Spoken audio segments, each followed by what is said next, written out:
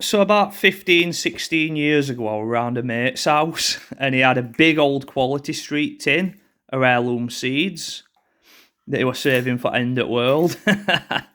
He said, I'm probably never going to plant any of these, so do you fancy having a rummage through and picking out a few that you'd like? And one that I did, well, these because they looked interesting. I like my tomatoes.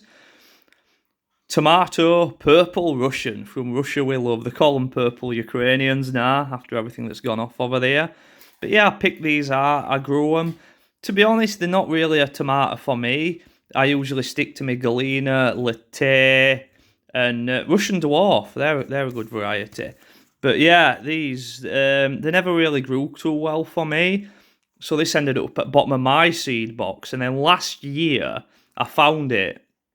So at this point, these seeds were packed in 2009, when it focuses. Packed in 2009. They were $2.50. Is that 50 or is that... Yeah, $2.50 they were in 2009. So yeah. It'd be about 14 years, 15 years they were at the bottom of my seed box. And last year I thought, well, if I leave them any longer, chances of any of these seeds actually germinating, there were a few left in, be quite low. So last year, I planted some. I got low germination, but I did get some germination.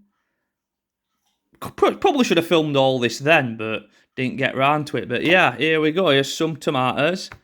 These were grown from the seeds saved last year. Now, look at that. They're all uniform. They're all the same shape, same colour. And then you get this. I mean, look at that monster. It's been absolutely had by summer, but I'm not interested in eating this. Dog will probably end up with it, but I'm interested in what's inside it, so I've left it as long as possible. That looks a bit like them on packet. I'm sure that's photoshopped because they never go that shade of purple. But yeah, let's have a look. So yeah, after all that, this is what I've got. This is another thing with paste tomatoes. You see, if you got three like fruit tomatoes, we might call them fresh eating tomatoes. You'd have hundreds of seeds, and this is all I've got. I'm gonna try and count them. But yeah. So yeah, all there's to do now is to get rid of this gel layer. You know when you see a tomato seed and there's like a gel layer on it. Obviously you can't store them wet.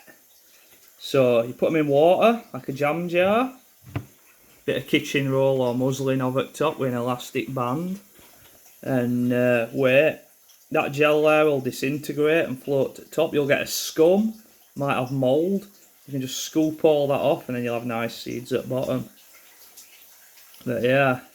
So this does prove that you can keep a packet of tomato seeds like 15 years and use them. It's not recommended if you're planning on saving seeds or you'll get a low germination rate. But here we are. So yeah, these seeds, grandparents were packed in Mansfield, Missouri, or some farm that supplies Baker's Creek, in 2009. And here we are now. Pretty cool.